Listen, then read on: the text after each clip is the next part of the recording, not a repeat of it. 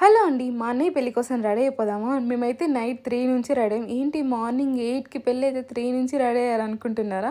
అప్పటి నుంచి రెడీ అయితేనే మేము 7కి మండపంకెళ్ళాము. అందరం రెడీ అవ్వాలి కదా! మేమైతే రెడీ అవ్వడానికి ఇంక పెళ్లి రోజుకైతే మేకప్ ఆర్టిస్ట్‌ని అయితే బుక్ చేసుకున్నాం లక్ష్మి గారు. తినైతే చాలా ప్రొఫెషనల్‌గా మనకి ఎలాంటి లుక్ కావాలంటే అలా చేస్తుంది.